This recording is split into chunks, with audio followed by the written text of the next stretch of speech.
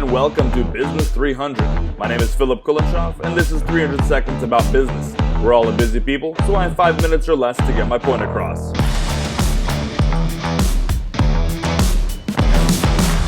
Hopefully these 300 seconds aren't becoming stagnant.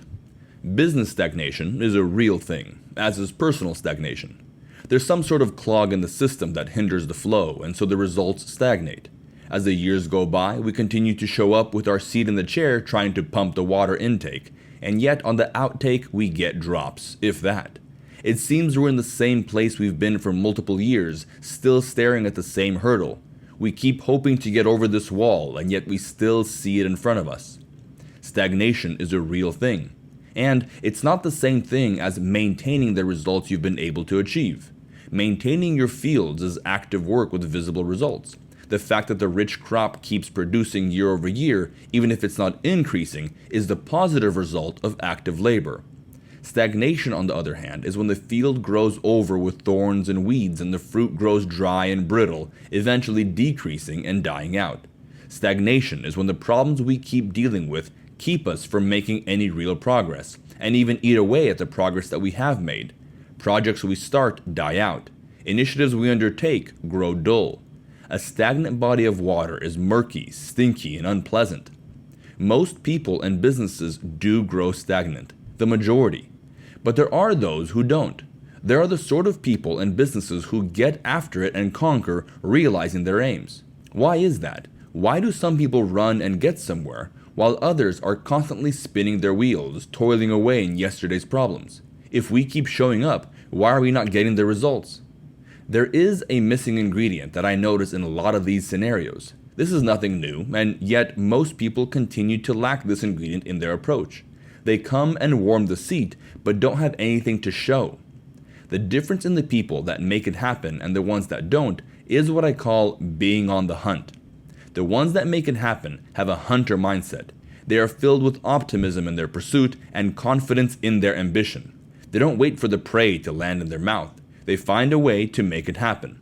Yes, of course, they experience roadblocks and setbacks, but what's underlying their work is a rooted and optimistic assurance in the result of their undertaking.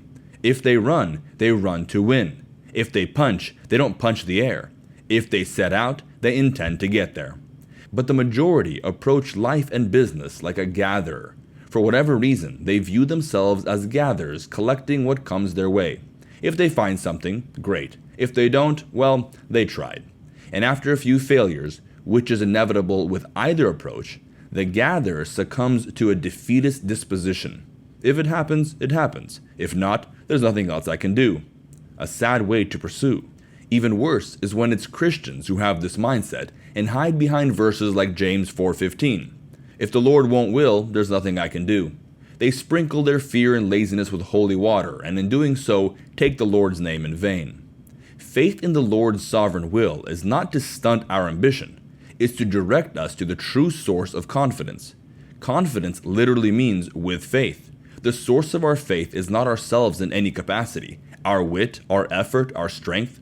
The source of our faith is God, and we work under His will, which should increase our confidence and boost our energy instead of diminish it.